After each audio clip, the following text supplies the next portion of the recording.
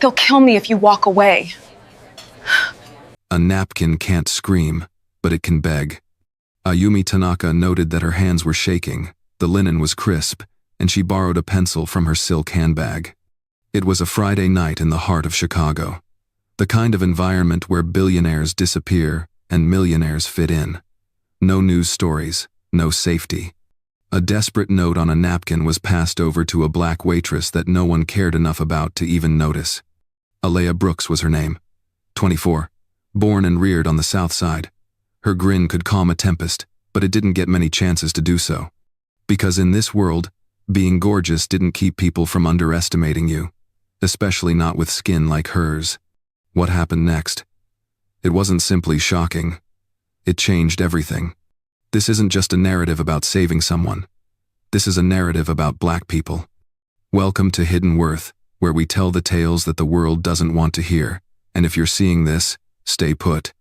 You're going to see how one woman's silent cry met another woman's silent power, and the explosion that came from that collision changed two worlds forever. It began like this. For almost a year, Alaya had worked the late shift at Maison 11, the French-Asian fusion restaurant, which was hidden under the sparkling skyline of Chicago, served CEOs, influencers, and the privileged who loved their wine as private as their secrets. They couldn't see Alaya. They could remember her smile, but not her name. They told her how great her curves were, but they never gave her a tip. They thought she was dumb, slow, and not worth much. But Alaya, she looked, she paid attention, and that night, she saw something that no one else did. A woman in a tailored navy suit sat alone at table 9. Most of them would have ignored her. Shut up. Asian. Too casually dressed to be taken seriously in a room full of designer brands and big egos. But Alaya saw her eyes, which were sharp and looked around like a soldier in enemy territory. When she picked up her teacup, her hand shook a little. And it wasn't an accident when she dropped her napkin. Alaya bent down to get it and then stopped. The word help looked back at her in weak, blocky letters. Not sewn, not printed, written. In pencil. Folded once, put under the saucer. Wrote like someone who couldn't shout any other way. Ayumi didn't say anything. She didn't have to. The way she looked at me said everything. Please see me. Please trust me. Alaya got up slowly. The soothing music in the background was drowned out by the sound of her heart beating. She straightened the napkin, put it in her apron without anyone seeing it, and did what no one thought she would do. He believed her. That choice, it would cost her everything, her safety, her comfort, and perhaps her career.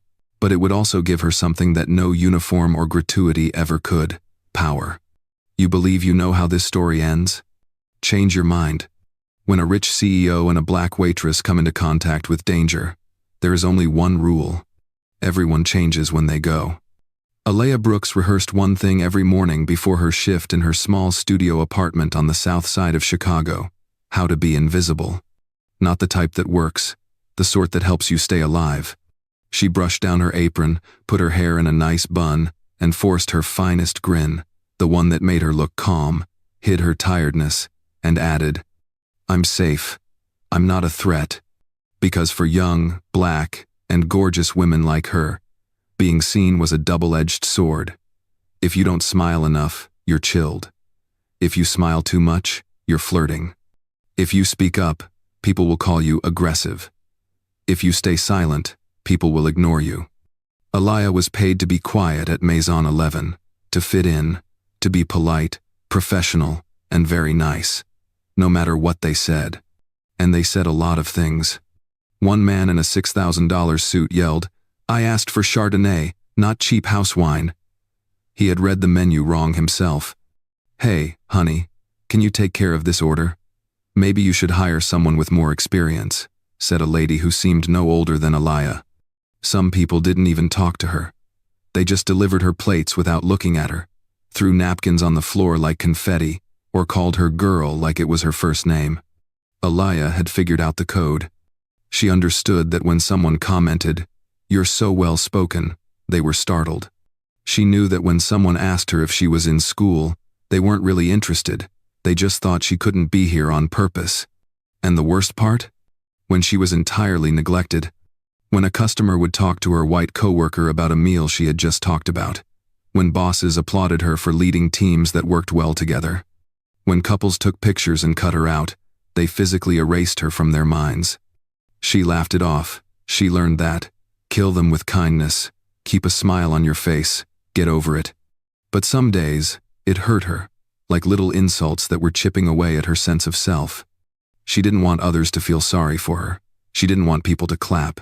She desired one thing: to be treated the same. Because the truth is that Alea was really smart. She had a degree in hotel management from a local university and graduated at the top of her class. She could run circles past the floor manager when it came to wine pairings and settling arguments. But the interviews didn't last long after they noticed her hair, her name, her skin. Instead of running a restaurant, she worked in one. But Alea never stopped watching. She looked at people, how they ordered, how they folded their napkins, and how they handled the staff. That was what set her apart. While others clocked in and faded out, Alea stayed focused. She knew that Mr. Grant typically bought a double espresso before flirting with the hostess, but he never gave her a tip. Mrs. Kellerman wore Chanel but used napkins from her purse again. That the wine rep was having an affair with the chef's wife, and that Lena, her coworker, took desserts on Tuesdays and accused the dishwasher. She wasn't shocked by any of it. But what about that napkin from Ayumi? That did. Ayumi was begging for help in a world where everyone wanted to be seen. What about Alea? She had felt that way before, the pain of being ignored while still being in danger, the kind of fear that doesn't scream, it whispers, hoping someone would hear it. Ayumi's help wasn't just a sign, it was a mirror. Even in a fancy dining room with polished linens and old wine, dread and impotence might still sit quietly at table 9. And occasionally, the one person who sees is the individual that no one else pays attention to. The news made Ayumi Tanaka look like somebody she wasn't. There was no group of people, no photographers, no bodyguard with an earpiece following 2 steps behind. A small woman in a fitted navy suit walked quickly down Michigan Avenue with the ease of someone who knew where she was going and the terror of someone who knew who may be following. Ayumi shouldn't have been there, not in Chicago, not by herself, not about to lose it all. She had been in Tokyo just 48 hours before, sitting at the top of a boardroom table and staring down a room full of men who were twice her age and half her talent. Men who smiled too nicely and cheered too gently as she told them about a scheme that would change her family's tech empire around the world. Men who stated things like, "It's ambitious," and "We'll circle back," in boardroom lingo meant, "We don't like a woman making this kind of noise." Ayumi had been too loud for too long. She was the youngest person to ever be CEO of her company, the first woman to be in charge of it. She was also the first to recommend tracking, taxing, and bringing back billions of dollars in foreign cash to clean up the books. The calls started then. Numbers that are blocked. Nothing was on the air. The smell of cologne in her hotel room when no one was supposed to be there. For 3 days in a row, the same black SUV parked outside her apartment in Tokyo. And then, there was Chicago. Ayumi understood she had to go away for a few days. Her staff made a reservation for her under a phony identity. She took a private flight, no sign, a quiet meal by herself, then returned to the safe house. But that plan fell apart as soon as she got out of her Uber. It happened quickly, 2 seconds, or maybe 3. A man in a gray hoodie walked by, hit her shoulder hard, and pulled the gold chain off her neck with one forceful tug. He didn't say anything, didn't look back. Like smoke, it just disappeared into the crowd. Ayumi didn't run after him. She didn't yell. She stood there, heart racing, fingers stroking the empty space above her collarbone where her mother's jewelry used to be. She never wore the necklace in public, not for no reason. That jewelry was a symbol for her. A tracker was built within the clasp, a backup plan that only her private security team knows about. The only way they would know she was in peril. And suddenly it was gone. It wasn't a theft. There was a message. They were aware of her location. They were telling her. As she rushed inside the restaurant, her breathing got shallow and her heart raced. The smell of wood, citrus, and money filled Maison 11. Not real wealth, just the illusion of it, the carefully chosen fragrance of exclusivity. The maitre d' hardly looked up when she said the name of the reservation. Just waved her over to table 9, which was near the window and alone. Great for watching, simple to catch. She sat down with her hands folded and her back straight. I ordered green tea. Nobody knew who she was. Nor the host, nor the waiter, and not the couple at the adjacent table who were talking quietly. She was just another quiet Asian woman with dark eyes and a tight mouth. But that was the point. People had always thought less of Ayumi. At meetings, in talks, in elevators filled of white guys who thought she was the boss, not the translator. And at that moment, it was her best weapon. She might disappear right in front of you. But she didn't want to be invisible tonight. She wanted to be saved. She had one opportunity, one person who is not known. Ayumi felt she had to take the chance as the waitress came up to her. She was black, young, graceful, and visibly tired. She took the napkin, folded it tightly, and wrote one word in wobbly block letters. Please help. Maybe it was dumb, desperate, even childish. But there are times when the most powerful word in the world is only 4 letters long. She accidentally brushed the waitress's hand as she pushed the napkin to the edge of the table. They stared at each other. And for the first time all night, Ayumi saw anything that was real. Acknowledgement. Not scared, not pity. Do something. She didn't know the name of the woman, but she would always remember her face. That night, a rich CEO didn't need a lawyer, a limo, or a headline. She needed a waitress who still thought one person could make a difference. Alea looked at the napkin like it was on fire. Help. 4 letters, that's all. No signature, no background, just dread written in pencil. She didn't know what worried her more, that someone had written it, or that she believed them. She put the napkin in her apron as if it were a fork that had fallen, then stood up straight, looked at the woman, and said nothing. Her training instructed her not to become involved. Her gut told her to do something else. In the kitchen, the sound of clanging dishes and people yelling orders tried to bring her back to normal. Table 4, your order is ready. Where's the duck confit? Alea, cook that steak again medium, not medium rare. But her mind was in a whirl. Her hands were shaking. What was she expected to do? Tell a boss? Do you want to call the police? What if it was a joke? What if it was real? More importantly, what if she was the only person who could do something? She looked through the service window at table 9. Ayumi sat still and didn't touch her tea. She looked around the room, but her eyes never stayed on one spot for long. Her stance was just right, too right, as if she were keeping herself together with invisible string. Then the second signal came. As Alea came over with a refill, Ayumi reached for her cup, and the sleeve of her jacket pulled back just a little too much. Alea saw it then. A new bruise on her wrist, angry, deep, and purple. It showed itself just long enough for the message to get through. This wasn't a joke. This wasn't an affluent woman playing games. This was true. Ayumi didn't look anyone in the eye. She took a drink of her tea and muttered so softly that it could have been mistaken for breathing. Table by the door, 2 guys. Alea blinked. She didn't look, didn't move.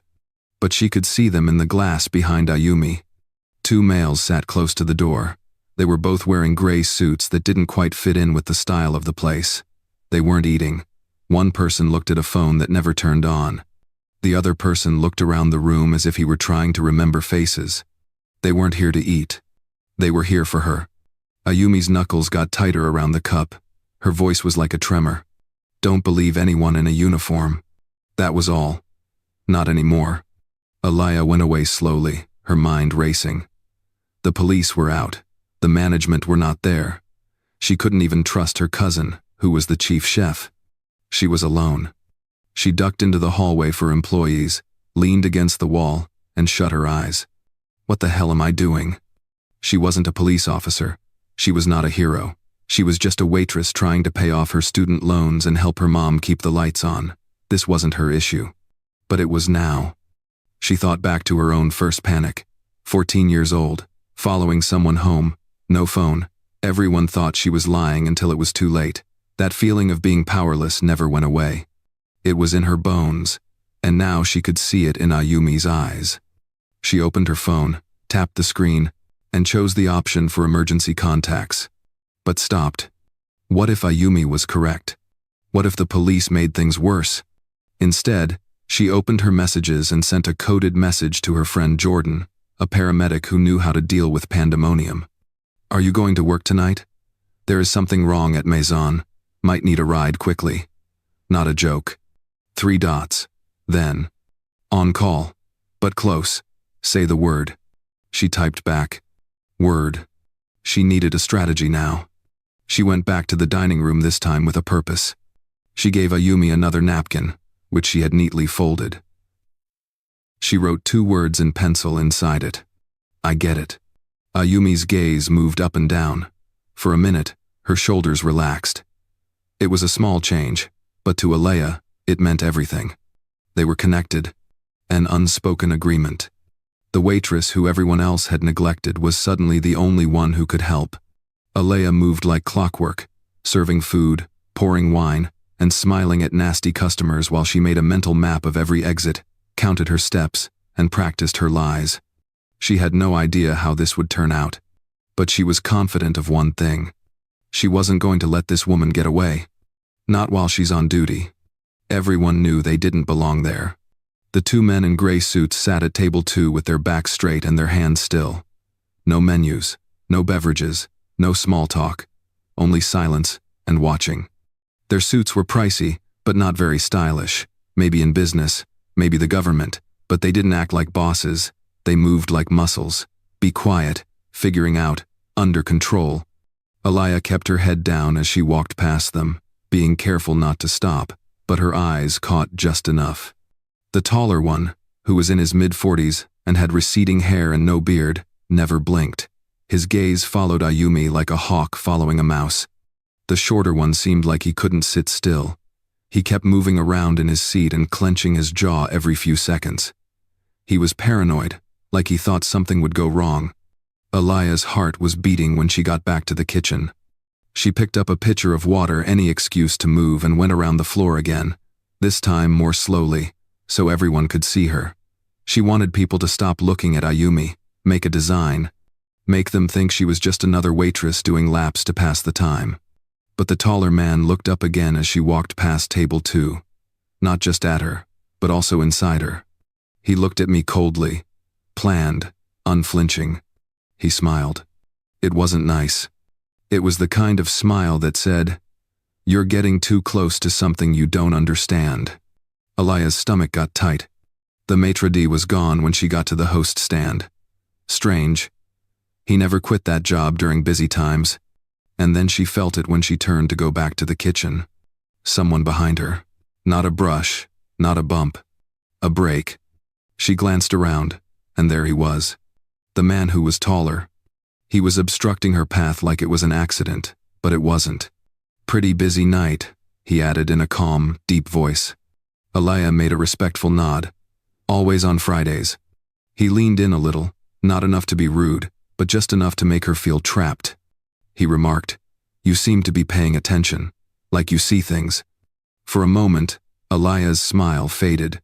She said, "I just try to do my job." His eyes stayed still. "That's good. That's quite good. Because some individuals pay too much attention, and that's not necessarily good for you."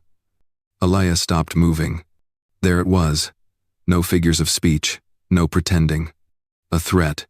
Wrapped in politeness, woolen clothes, standing in low light and listening to mellow jazz. He moved out of the way so she could go by and said one more thing. "Some stories are better not told." Alea didn't say anything. She couldn't. Her feet moved her ahead, but her mind was screaming. This was true. Everything. Ayumi's note, the bruising, the gray dudes, the maitre d' who is no longer there. Someone in this place was giving them a hand. In the kitchen, she dropped the pitcher in the sink and leaned against the prep table. Her breathing was shaky. Lena, a waitress from another area, looked over. "Are you okay?" "Yes," Alea said, lying. But she wasn't. She was in too deep now. People had seen her. She had been told. And whatever was going to happen next, it wouldn't be subtle. She took her phone out from beneath the counter, her hands shaking, and sent Jordan another message. Gray suits. Looking at table 9, I was threatened. 3 dots. Then, leaving work now. Get outdoors in 10. Get ready. Alea took a deep breath, wiped her hands, and walked back onto the floor. She wasn't going to run away. Not yet. Ayumi was still sitting by herself and pretending to drink her tea. But something was different. She looked like she was in shock. She held onto the edge of the table with her fingers and stared at something behind Alea. Alea turned a little and noticed the shorter man walking up to Ayumi's table. He bent down too casually and slid a small piece of folded paper over the table. Ayumi slowly opened it, her lips getting tighter. The paper said one word: silence. Alea has seen enough. She went back to her station, got a clean napkin, and started to write. It was unsteady and hasty, but it was clear. Then she folded it like a fan, put it beneath a dessert platter, and strolled quietly over to Ayumi. She presented it like she would any other dish. Nothing out of the ordinary. It's just panna cotta with a sugar topping and a message hiding inside. She didn't look back as she turned to leave. But Ayumi did. And for the first time that night, the billionaire wiped away tears. Because she knew now. She was no longer by herself. Alea has never been taught how to deal with a crisis. She didn't have to do drills or take self-defense classes when she was a kid. She didn't know how to take a man's gun away or make tactical arrangements. But she knew how to keep her cool when things became tough. She learned it early on by watching her mother tell bedtime stories by candlelight while juggling bills like everything was okay. To go through school halls where loud could get you kicked out and quiet could keep you safe. In the middle of a 5-star restaurant, with violins playing through the speakers and predators hiding in plain sight, that expertise became her superpower. In the kitchen, she reached into her apron pocket, took out her smartwatch, and tapped the emergency call screen. It was an updated type that could call for aid without making a sound with just a few taps. It had voice control and GPS. But Ayumi had told her not to trust the police. Still, she had to give it a shot. She tapped the screen and picked the option to text 911. Under the prep counter, she typed each word slowly, while the pastry chef yelled about burnt caramel behind her. Something strange is going on at Maison 11. Woman in trouble. 2 guys are threatening her. I work here. Can't talk. Send. After that, she said. Table 9. Woman from Asia. Possible kidnapping or spying. Not a single weapon in sight. Send. Still no answer. Her heart raced. It hurt her throat. She went to the dessert counter to find a cause to go back to Ayumi's table without the 2 men who were watching her every move, knowing what she was doing. Then she spotted it. A panna cotta that needed to be plated. Light, fragile, easy, and delicate enough to hide a message. A thought sprang to mind. She took a piping bag full of chocolate ganache, which is usually used to write names on birthday plates, and started to write in small, meticulous letters on the porcelain dish under the cake. I called. Don't move. Leave soon.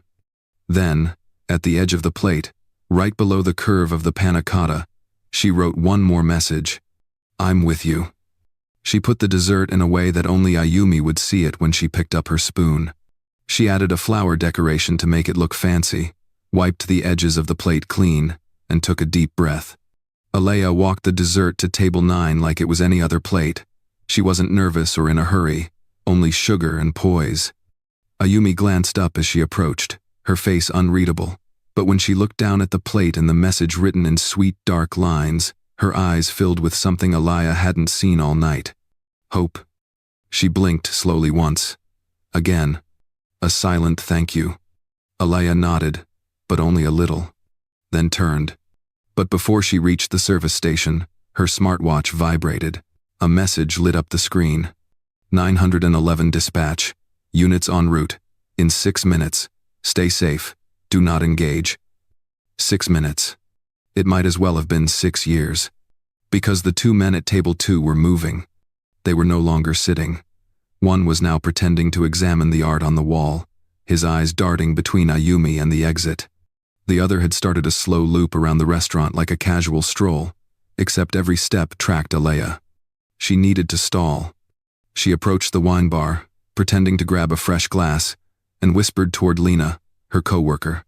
Pull the fire door in 6 minutes. Don't ask, just do it. Lena blinked. What? Trust me, do it. Then she walked back toward the kitchen, but not before glancing back at Ayumi. The dessert was half eaten, and the chocolate message was gone. But etched into the napkin beside the plate was something new. A reply. 4 words, block letters, written in lipstick. Tell me when. Ready. Alea swallowed hard. She had started the fire. Now she had to survive it. Ayumi Tanaka had always been underestimated. It started in the schoolyard in Osaka, where her voice was too quiet, her eyes too observant, and her mind too quick. While the boys wrestled and the girls braided each other's hair, Ayumi read economics textbooks from her father's shelf, circling words she didn't know and memorizing the currency exchange rates printed in tiny fonts. By 16, she could calculate interest faster than her teachers. By 20, she had a double degree in business and computer science from Keio University. By 25, she was speaking at tech conferences in 5 countries, always introduced as surprisingly young or surprisingly female. No one ever said surprisingly brilliant. At 29, Ayumi took over her father's tech conglomerate after his sudden stroke. The board pushed back. Of course, she was too young, too driven, not loud enough, too female. But she listened more than she spoke, and that unnerved them. In her first year, she cut dead weight, digitized operations, and increased profits by 19%. They didn't clap, they didn't cheer. They plotted. Ayumi knew how to play the long game, but even she underestimated how deep the roots of corruption had grown inside the company her father built from scratch. She discovered it by accident reviewing a forgotten archive of wire transfers. Millions of dollars moved quietly through dummy accounts in the Cayman Islands, shielded by shell companies tied to people she thought she trusted. One name stood out. Satoshi Watanabe. Her ex-husband. Her former CFO. The man who once praised her accomplishment in public and demeaned her in private. The man who told her she would never be respected unless she learned to smile less and obey more. After their divorce, Ayumi had kept things clean, no scandal, no drama, but he hadn't let go. He kept close to her business, her board, and the people she trusted, too close. The offshore accounts were only the start. As she plucked the thread, more names unraveled, members of the board, high-level investors, and even government links in Japan and abroad, money laundering, bribes, and tax evasion, all buried under years of faked audits and veiled threats. She built a dossier, encrypted everything, made 2 backups, one physical, one cloud-based. She wanted to address them openly at the next annual meeting. That was 6 days ago. 2 days before the meeting, her assistant was hit by a car in what police called a drunk driving accident. The police stormed into her lawyer's office and confiscated just a USB drive. Then came the black SUV parked outside her condo, the hacked emails, the muffled voice on the other end of a call that said only one sentence before hanging up. You talk, you go away. So she was the first to go. Her team worked quickly to get her out, using a private jet, a new name, and a short-term refuge in the US. The only reason to choose Chicago was to stay anonymous. A city with a lot of things to do, enough money to fit in, and noise that makes you disappear. She believed she had time. She knew it was over as soon as the man took the jewelry off her neck. The necklace was her emergency beacon. It was a gold chain with a tracker inside the clasp that only worked when it was broken. They would let her private security know. But they were in Tokyo, hours away. She was by herself. She hadn't eaten yet, not sleeping. She had gone into Maison 11 to settle down and make one last call on a secure line. But then she spotted the guys, and she felt it in her bones. They weren't going to wait for her to run. They were waiting for her to ask. She didn't give them that. She looked for someone else instead. Anyone. Someone who could see through the tailored suit, the straight spine, and the calm on the surface. And then there was the server. The black girl who looked like she was on fire and was tired. The person who spotted the napkin, saw the mark, saw her. Ayumi understood how things worked in the world. She had built empires by knowing how people act. She knew who would ignore her, who would make fun of her, and who might help. So she went for it. And now Ayumi sat completely motionless at table 9, hanging on to the only weapon she had left. Melting chocolate ganache on a plate, a silent reply written in lipstick, and a rescue that depended on seconds and instincts. Hope. It wasn't meant to turn out this way. A black waitress and an Asian billionaire are sitting across from one another in a dining room. One is holding a tray while the other is concealing a secret. Two ladies, two different colors, two different civilizations, but the walls around them are the same. Not noticeable ones. The kind that you don't see until you try to go forward and whack them in the face. Alea had walked those invisible passageways for as long as she could remember. She wasn't allowed to breach the ceiling in any of the rooms she went into, and she didn't ask for the spotlight. Every job interview, every smile from a customer, and every backhanded comment made her remember that no matter how wonderful she was, she would always have to be twice as good to be seen as good enough. She didn't detest it anymore, but she never stopped feeling it. And what about Ayumi? She used her invisibility as armor. It was part of the culture, from one generation to the next, taught by quiet lessons and unspoken rules. Be humble, shut up, be agreeable, mix in. That worked until she got strong. Then, out of nowhere, everything she had done well turned against her. She was too chilly, too much ambition, too straightforward, too much Asian. Ayumi was now alone in a country where she hardly understood the vernacular. She was being sought, and the only person she could trust was the one society had taught her to ignore. A black woman with a tray and a spine that was really strong. In a way, it was funny.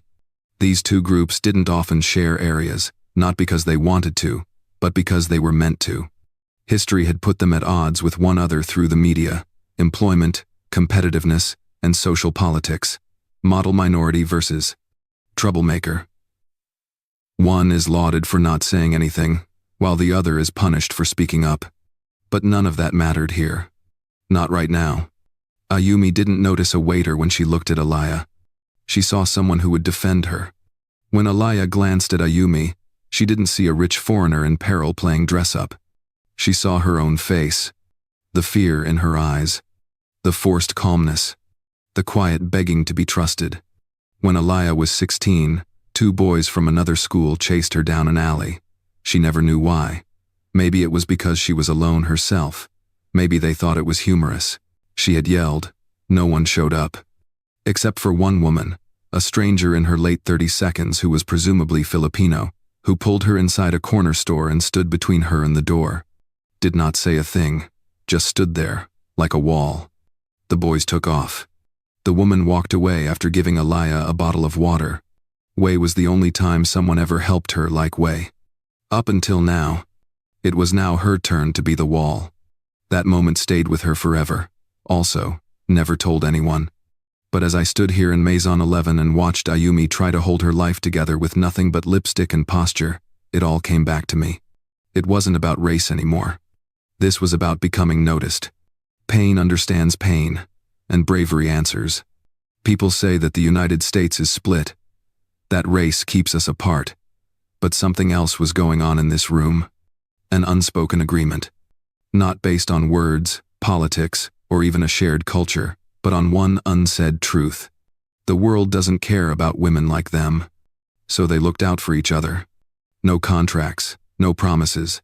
A waitress perceiving something that no one else did, and a CEO trusting someone that no one else saw coming. It felt like it was divine. Something that the gray men couldn't see coming. Power doesn't always come in the form of money, weaponry, or elegant clothes. It can look like a female with worn feet and an apron, staring danger in the face and not moving. And sometimes, that's all you need. Alea had no idea what would come next. Her strategy wasn't ideal. There is no escape route marked on the napkin. No hidden group is waiting outside. But she was aware of this. Ayumi wasn't going to leave this restaurant alone herself. Not if she had anything to say about it. The most hazardous form of safety is the kind that isn't real. Alea had always found some comfort in the cameras that were high up in the corners of the restaurant and didn't say anything. Little lights that flicker and always watch and record. They made her feel like people were paying attention to her, even when they weren't. But the cameras weren't on that night. They were not telling the truth. The first sign was when she walked by the hallway monitor, which showed live feeds from the kitchen, lobby, and back exit. It generally fluctuated between perspectives, and each screen had a timecode on it, which is a sign of serious monitoring. It was different tonight. The video was still. The timestamp was stuck. At first, she assumed it was broken. Then she saw something even worse. The kitchen monitor was showing the prep station from yesterday night.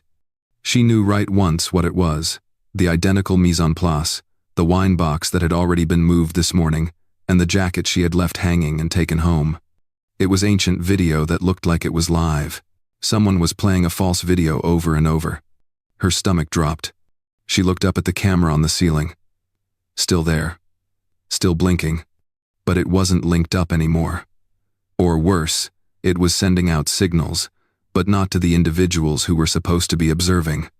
At that point, she recognized that someone had broken into the system, and whoever it was already in. She went back to the kitchen, trying not to freak out. The air felt thicker now, like it knew something she didn't. Then she spotted him. Ramon. The dishwasher. He was in his mid-50 seconds, always quiet, and always nice. The kind of person who never bothered you, and never asked questions. But tonight, he was not the same. He wasn't washing dishes or spraying pots. He was texting too often, too fast, and too focused. Aliyah slowed down and hid behind the dry storage rack, pretending to put cartons of tea back in order. She could see the screen of his phone from that angle. Coordinates, links to camera feeds, a list of shifts for employees. Not texts, a dashboard. She stopped moving. Ramon was doing more than simply aiding them. He was in charge of their tech. He turned, as if he could feel her watching him. They looked at each other. His face didn't change, but his hand gently moved over the screen. And just like that, the kindness she thought she saw in him turned into something icy. Not caring. Aliyah didn't run away. She didn't yell. She did what any clever woman learns to do when things get tough. She acted like it. She smiled, nodded, held up a carton of Earl Grey like it was the most important thing in the world. Then she walked back onto the floor, her heart pounding in her ears. Ayumi remained at table 9, acting like she was checking her phone. There was no dessert plate left for her. She folded the napkin note and put it in her pocket. Aliyah walked up like she was cleaning up a dish. "Not any more chocolate, huh?" she said with a sweet smile. Ayumi raised her head. "Tempting, but I've had enough." They weren't talking about dessert. Aliyah leaned in and spoke more quietly. "These cameras are fake. Ramon is among them." Ayumi's grip on her purse got tighter. There was a small movement of her lips. "How long do we have?" Aliyah didn't say anything, because she didn't know. No matter who these men were, they didn't want to be seen. Not yet. But something had changed. They were no longer waiting. They were keeping an eye on everything. And Ramon was their eyes. Lena came back from the back to the host stand, looking embarrassed. "The fire exit is locked with chains," she said softly, "from the outside. That's against the law, right?" Aliyah nodded.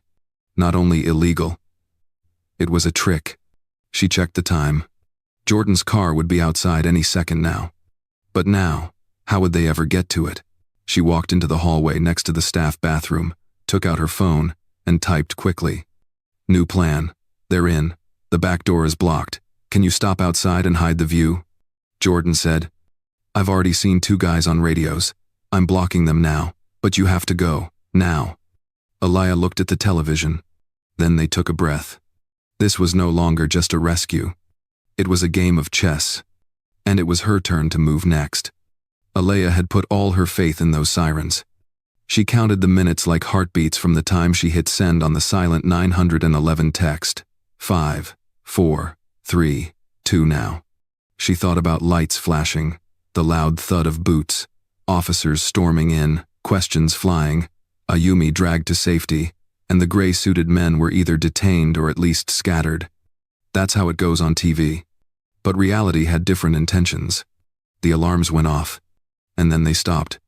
Not right away, not at the door, but only half a block away, and the thick walls of the restaurant made it hard to hear. The windows weren't filled with flashing lights. No cops came in through the front. Aliyah looked at Lena. "Did you see any police officers come in?" Lena shook her head. No one. Are you sure they're outside? Alaya walked over to the front door without a care, just enough to see. There was a ship, parked on the corner. The engine is still running. But the people inside the car weren't moving. Two guys. One person drives and the other talks on the radio. No one is opening the doors. No one is coming up. Just waiting. Looking. She felt a shiver run down her back. After, one of the guys in the cruiser took up a folder. I flipped through it, looked straight at the restaurant, and nodded. To whom? She slowly turned around and looked around the room. That's when she saw the man in the gray suit who was shorter, the one whose jaw keeps moving. He wasn't moving around now. He was calm. Sure of yourself. Calm. Because he was talking on the phone. He was also keeping an eye on the cruiser. He wasn't trying to stay away from the police. He was working with them.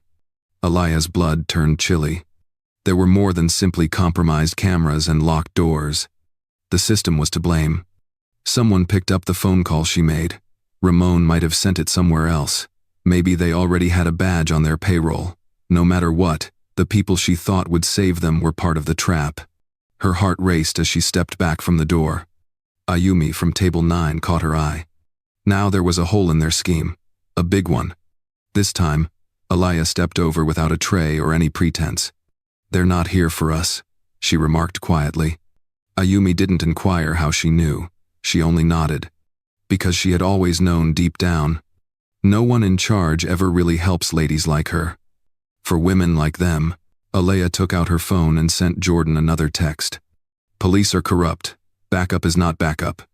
Jordan answered right away. "Then we make a lot of noise. Let me know when." Alaya's hands were shaking. This extraction was no longer clean. This was a way to get away while being shot at. But the window was getting smaller. And Ayumi. Ayumi didn't have much time left. She turned around to look at the two men. The taller one had left. She quickly looked around the exits, the kitchen, and the hall. Gone. The shorter one was going to the bathroom. They probably want to flank them, most likely to block their way. It was now or never. Ayumi nodded to Alaya. "Get ready. You move when I say so." Ayumi said softly, "What is your cue?" Alaya didn't glance back as she answered, "You'll hear it."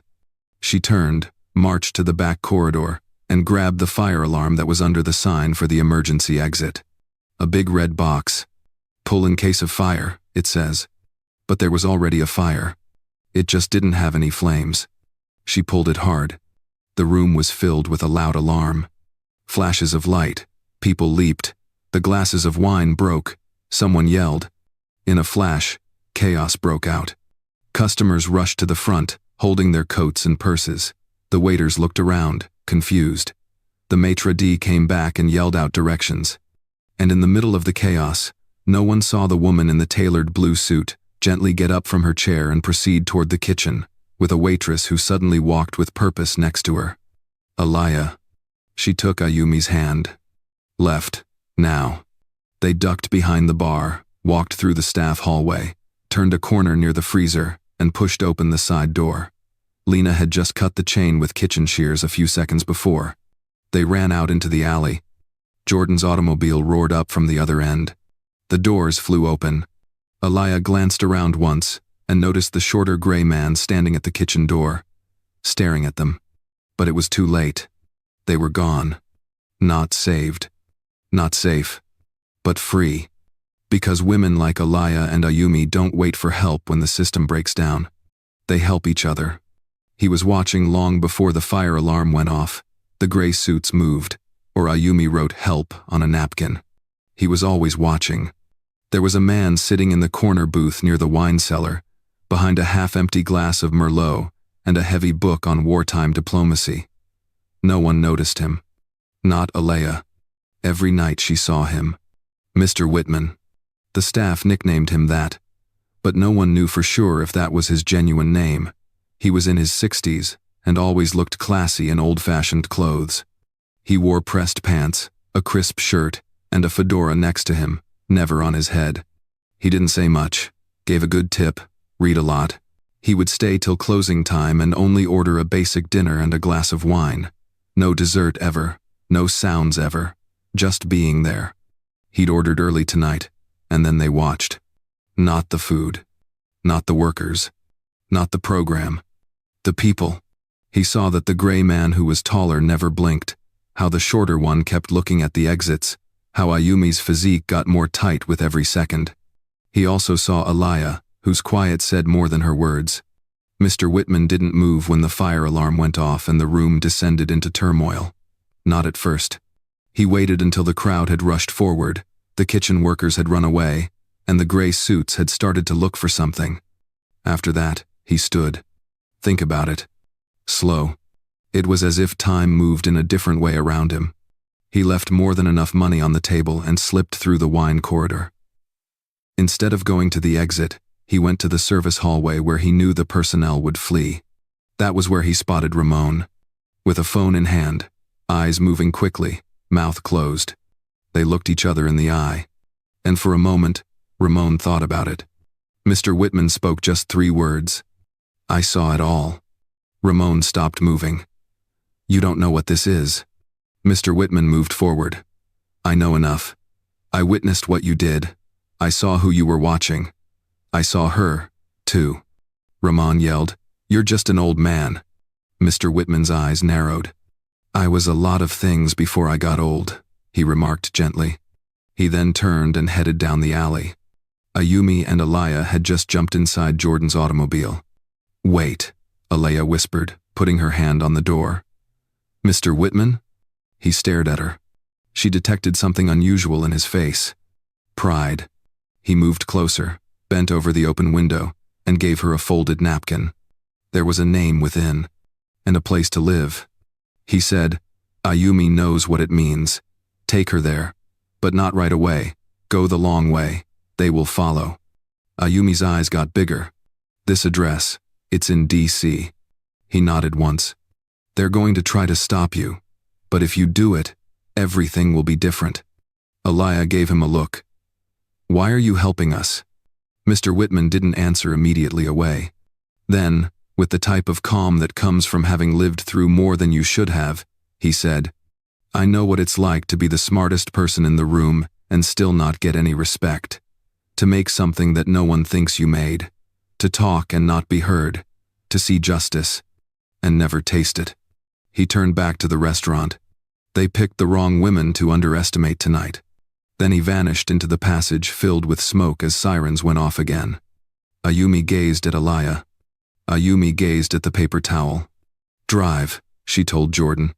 And the automobile drove away into the night. Not safe. But I saw. Because there are instances when the heroes don't wear capes. They sit alone with a glass of wine and watch the world fall apart.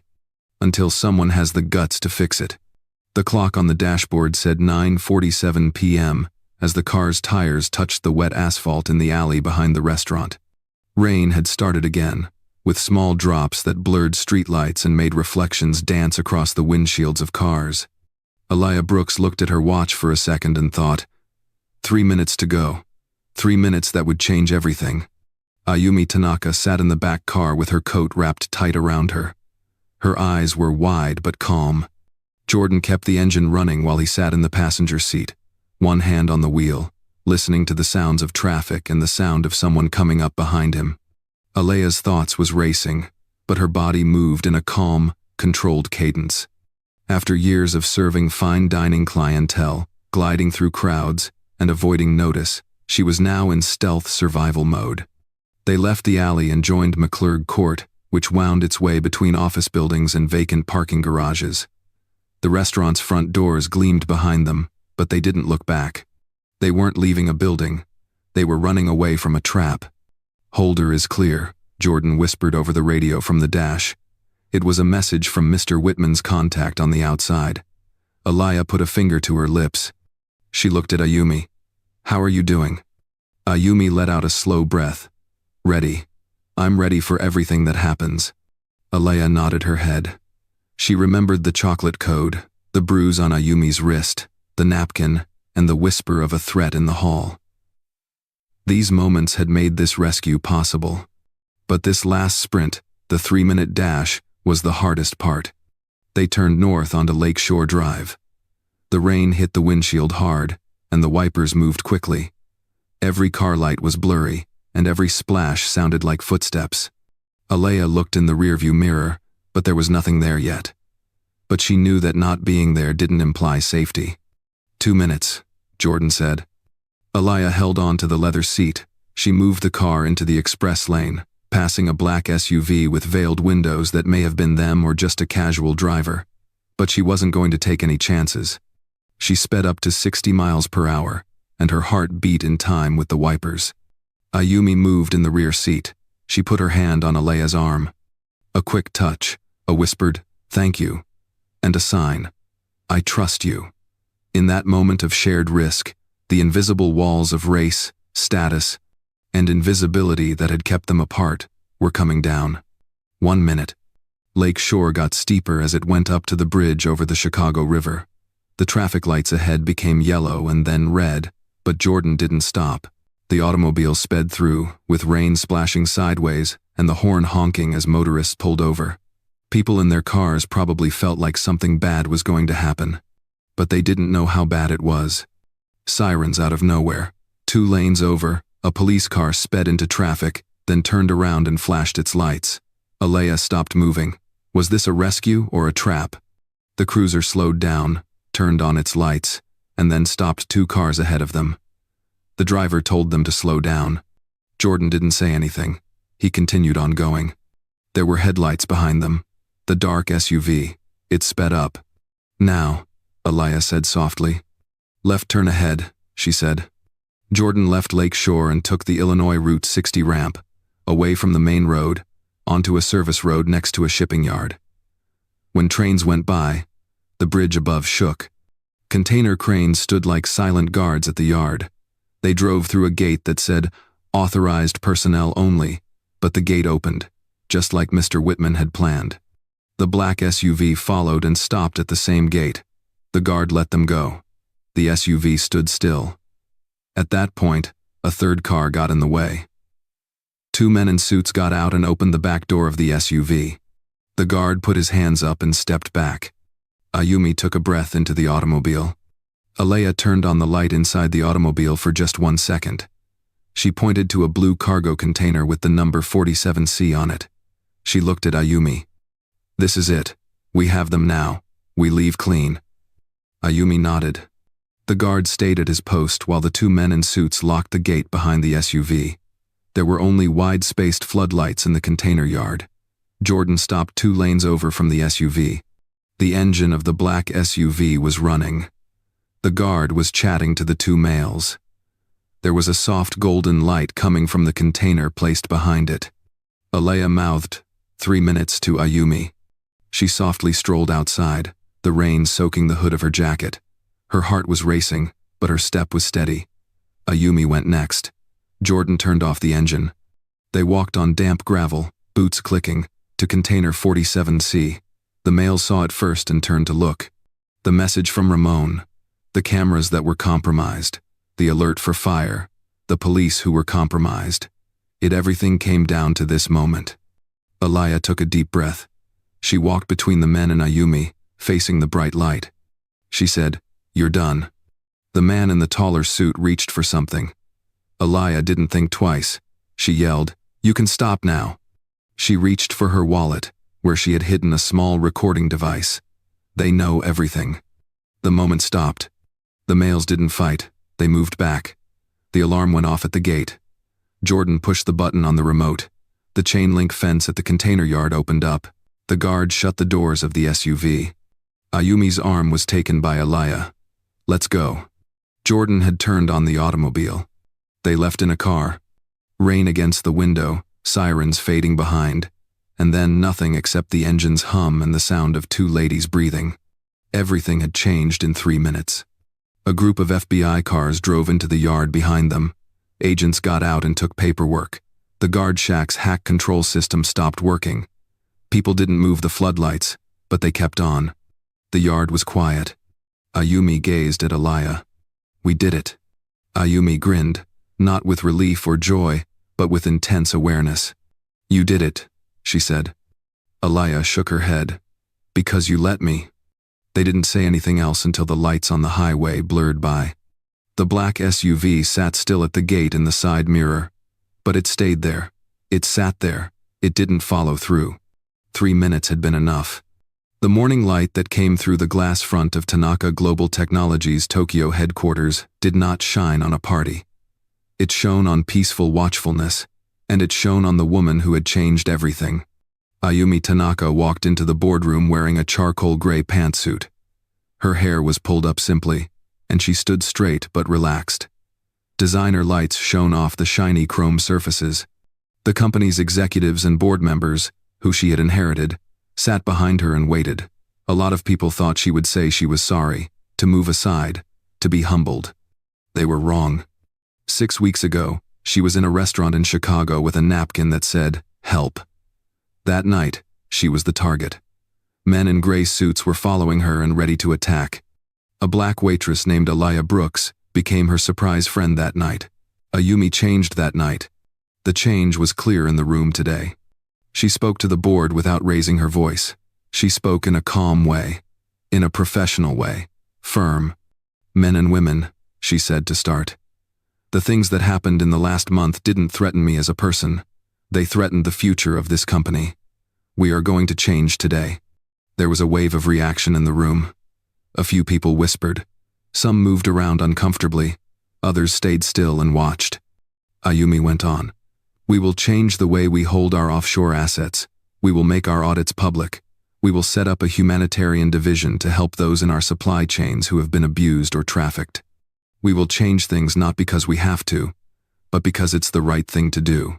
The chair of the board cleared his throat. "Miss, these changes are really big, Tanaka. The business will respond. Our openness will be used against us by our competitors. Shareholders will want their money back. Are you ready for that?" Ayumi looked him in the eye, calmly. Yes, because she knew something they didn't. She realized that being afraid of change was worse than change itself. She knew that using power wrong had effects. And she realized that a napkin, a waitress, and a secret code had all taken away the idea that she was safe just because she was rich and Asian. She was weak, and from that weakness, she found meaning. Tanaka Global started to change in the days that followed. Public statements took the place of hidden papers. Payments that were secret disappeared. There were programs to train employees. Corporate jets were not allowed to fly except for humanitarian missions, and the news saw it. Tech tycoon turns transparency champion, and Asian female CEO rewrote rules of global business were 2 headlines on the main page. These were cliches, but they were true. But for Ayumi, the big change happened when she stepped into the cafeteria on the Tokyo campus and spotted a black lady working behind the counter. Not the same woman who lives in Chicago, another human. A different country, but the skin color is the same chance of being ignored. Ayumi came to a stop, walked over to her, gave her name. "Hello, my name is Ayumi Tanaka. Thanks for the work you did." The woman blinked, her face changed. "You mean, you know my name?" Ayumi responded simply, "I know your name, and your job is important." This moment did more than change one person's day. It affected the way people acted. There was more than just equality in the boardroom. It was in the corridors, the cafeteria, and the cleaning crew. In the little things. Aliyah Brooks observed from a distance in Chicago. There was a message on her phone that said, "You were right to believe. Thanks. A.T." She smiled. She realized that change at the top requires change at the bottom, and the other way around. Ayumi announced the Tanaka Global Integrity Initiative at a press event in Washington, D.C. It promised $500 million over 3 years to pay for programs that fight trafficking, help vulnerable workers in ports and warehouses, and collaborate with law enforcement. She mentioned Chicago, the cafe where she worked, the napkin, the server. She didn't mention Aliyah by name. She didn't have to.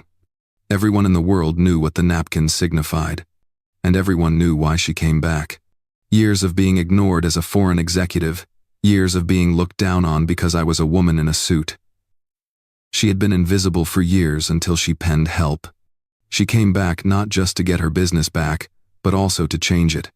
Ayumi realized this. Genuine power doesn't only change markets. Real power changes cultures. The unseen is lifted by real power. There was a lot of noise in the boardrooms. Shareholders were not happy. The media made guesses. The other teams made fun of them. But the real transformation happened in quiet offices, on faces that had been neglected before, and in promotions awarded to people whose names hadn't been in the news. Ayumi also walked through such places. She shook hands. She grinned. But the most important thing was that she listened. The woman who made the world better didn't roar. She did something. She went back to Tokyo not just as CEO, but as a witness. What one waitress saw, what a napkin said, and what one company might be able to do. The change wasn't finished, but it was plain where to go. Ayumi Tanaka ended the meeting, leaned forward, and stated, "Our legacy should be that we hear someone whisper help, and we answer." And the room stayed still. The crowd clapped, but she mostly sensed it outside, in the lunchroom, at the ports, in the nerve centers of supply lines that cross oceans, because that's where justice couldn't wait. She was back.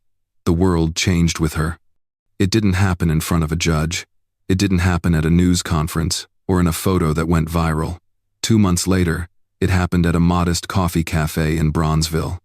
Alea Brooks, who still wore her basic gold necklace and white sneakers, sat at a table in the corner and poured oat milk into her coffee. The same smile and sparkle in her eyes, yet something was different. Less heavy, more powerful. Ayumi Tanaka was sitting across from her. No suits, no pictures, just two women who had been through something that most people couldn't even understand. They sipped quietly while watching the rain fall on the windows. "You know what still surprises me?" Ayumi whispered quietly. Alea raised her head. "What?" "You didn't have to help me.